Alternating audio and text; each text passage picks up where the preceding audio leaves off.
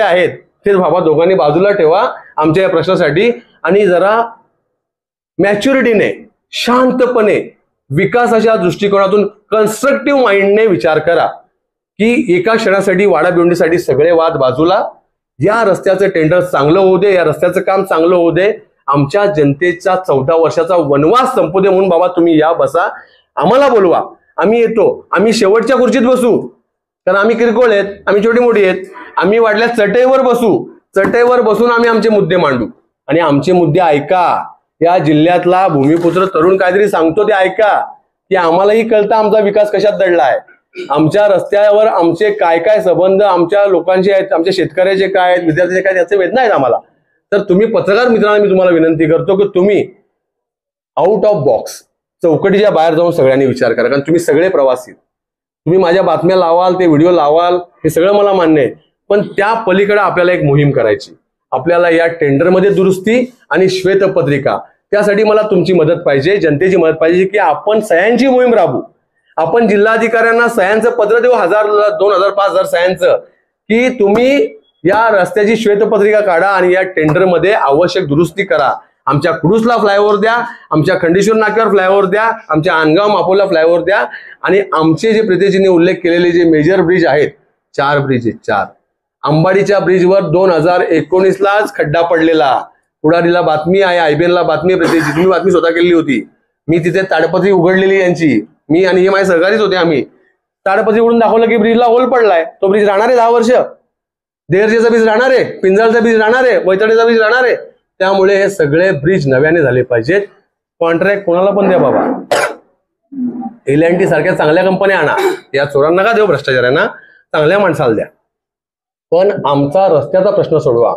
त्या सगळ्यावर फिरून फिरून आमचा अंतिम मागणी तीच आहे की वाडा भिवंडी रस्ता हा दर्जेदार झाला पाहिजे, खड्डेमुक्त झाला पाहिजे, अपघातमुक्त झाला पाहिजे. त्यासाठी तुम्ही आम्ही मिळून यापुढे ही जनतेची लढाई लढू आणि ती लढाई आपण रस्ता पूर्ण होईपर्यंत, रस्त्याचं काम सुरू होऊन आपल्या रस्त्यावर आपल्या गाड्या धावेपर्यंत थांबायचं नाही, एवढी माझी अपेक्षा आहे.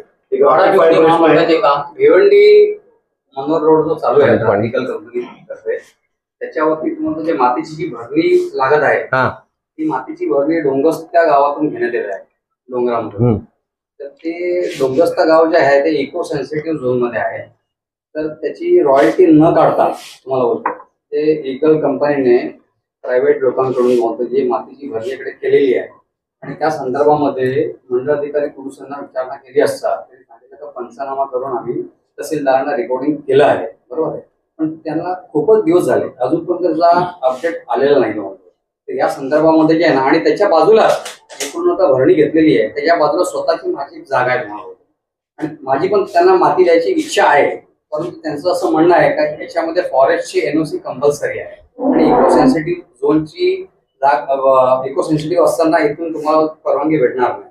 तर मग ज्या ठिकाणून तुम्हाला अगोदर जी माती उचललेली आहे मग ती माती कशी का उचलली आणि आमची माती खरेदी करण्यासाठी त्यांना कंपल्सरी फॉरेस्टची NOCची गरज का? माझा मुद्दा एवढाच साहेब की त्यांनी आता माती कुठून उचलायची ना कुठून नाही हा त्यांचा प्रश्न आहे. फक्त इगल इन्फ्रास्ट्रक्चरने सगळ्या लिगल परवानग्या घेऊन ती माती उचलली पाहिजे. पहिलं प्राधान्य आपल्या परिसरातले जे माती देण्यास इच्छुक शेतकरी आहेत त्यांना दिलं पाहिजे, पण ती माती उचलताना त्यांनी सगळ्या नियमांची पालन केलं पाहिजे. जर त्यांनी पायबंदी केली असेल तर तुम्ही आम्हाला निदर्शन आणून द्या, आम्ही अधिकाऱ्यांना सांगू की त्यांच्यावर कारवाई करा आणि ती कारवाई शासनाच्या सगळ्या नियमांना धरून असेल. जर त्यांनी रॉयल्टी बुडवली असेल तर त्यांच्यावर दंड आकारणी केली पाहिजे अशी आमची भूमिका आहे. वाडा भिवंडी महामार्गाचे काम अतिशय संत गतीने सुरू आहे. गेल्या अनेक वर्षापासून या महामार्गावर वेगवेगळ्या माध्यमातून टीका होते. काही वेळा तर सोशल मीडियावर कर्णाच्या रथाचं चाक अडकलं, अशा वेगवेगळ्या म्हणजे ही बदनामी आपलीच होते. एकीकडे पाहायला गेलं तर समृद्धी महामार्ग आणि बडोदा महामार्ग या 2 महामार्गाचे काम खूप जलद गतीने होत आहे, पण ह्या वाडा भिवंडी मनोर महामार्गाचे कामच का संत गतीने होते? साहेब याचं सरळ साधं उत्तर आहे ब्लॅकमेलिंग. ब्लॅकमेलिंग सांगू कशी? इगल इन्फ्रास्ट्रक्चरला 800 कोटीचं टेंडर मिळालं, पण इगल इन्फ्रास्ट्रक्चर वाड्यामध्ये काम सुरू करते, भिवंडीला का करत नाही? संत गतीने का करते? कारण इगल इन्फ्रास्ट्रक्चर पण लबाड कंपनी. इगल इन्फ्रास्ट्रक्चरने टेंडर भरलं आणि वरच्यावर त्यांनी 30 कोटी कमवले. आता त्यांचा प्लॅन असेल की काम न करता अजून 5-50 कोटी कमवायचे आणि हे काम कोणाला तरी विकायचं. आणि हा जो भ्रष्ट ठेकेदार आहे हा त्यांची सगळी ही माहिती गोळा करून रॉयल्टी याची त्याची आता खोट्या बिलांची हा त्यांना ब्लॅकमेल करतो. माझा स्पष्ट आरोप आहे की इगल इन्फ्रास्ट्रक्चरला या माणसाने ब्लॅकमेल केल्यामुळे आतापर्यंत काम रखडलं. कारण मला काही लोकांनी माहिती दिली की ज्या त्यांच्यामध्ये खदानीच्या त्यांच्या काही रेट्स आणि परवानगीमध्ये काही प्रॉब्लेम आले त्यातही याचाच हात होता. कारण याला ते काम पाहिजे होतं. मित्रांनो, कामाची हव्यासा, भ्रष्टाचाराच्या पैशाची हव्यासा जेव्हा लोकांना असते ना तेव्हा लोकांना रस्त्यावरचे अपघात दिसत नाही, रस्त्यावर मरणारी लोक दिसत नाही, लोकांचे हाल दिसत नाही. त्यांना फक्त खोटी बिलं काढायची असतात. हा हव्यास आहे आणि या हव्यासापायी वाडा भिवंडी रस्त्याचं काम संत गतीने झालंय.